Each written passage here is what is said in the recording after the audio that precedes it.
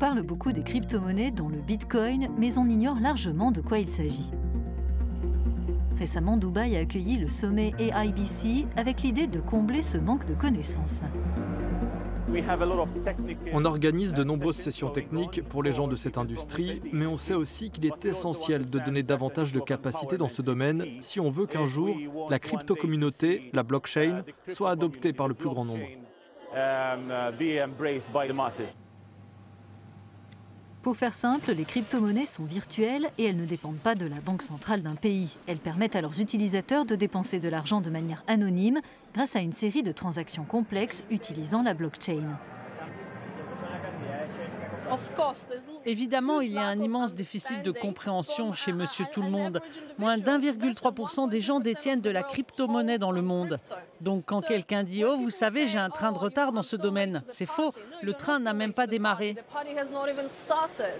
Des événements comme celui-ci réunissent spécialistes et entreprises de l'intelligence artificielle à la blockchain en passant par l'Internet des objets et dessinent l'avenir de technologies émergentes. Invité de marque de ce sommet, le co-inventeur de la blockchain. On répartit toutes les données dans le monde en blocs et en les reliant entre eux, on garantit que personne ne peut trafiquer ce qui est enregistré, ce qui permet à tout le monde d'avoir confiance. Certains jugent les crypto-monnaies instables et estiment qu'elles présentent un risque pour les investisseurs qui ne sont pas protégés par les régulateurs. Au début d'Internet, il y avait beaucoup de choses qui en réalité étaient des faux et des escroqueries. Et puis avec le temps, nous avons développé un cadre sûr qui nous permet de créer beaucoup plus de valeur. Le marché des crypto-monnaies a aussi montré son extrême volatilité, en particulier après des commentaires sur les réseaux sociaux de personnalités comme Elon Musk remettant en cause le Bitcoin.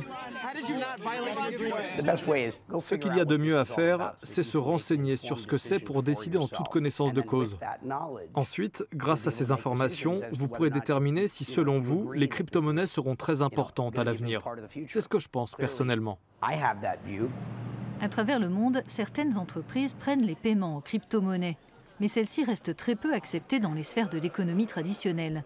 Ce à quoi Dubaï voudrait remédier, notamment grâce à un centre dédié que l'Émirat vient de créer. Nous croyons dans la blockchain et dans les crypto-monnaies. Et nous apportons une réglementation solide en travaillant avec l'autorité fédérale de supervision des marchés financiers des Émirats. Nous fournissons tout un éventail de services à ces entreprises et plateformes pour les aider non seulement à se lancer, mais aussi à prospérer et à réussir.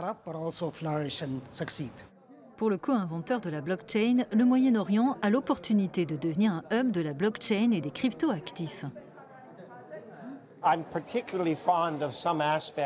J'aime particulièrement certains aspects de la tradition de la finance islamique et la façon dont elle adoucit le capitalisme et le rend plus responsable socialement.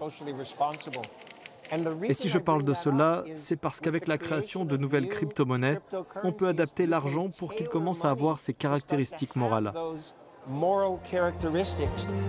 Pendant que certains restent à l'écart, des banques, sociétés de services financiers et gouvernements adoptent les crypto-monnaies, persuadés que ces devises numériques et leur fonctionnement représentent l'avenir.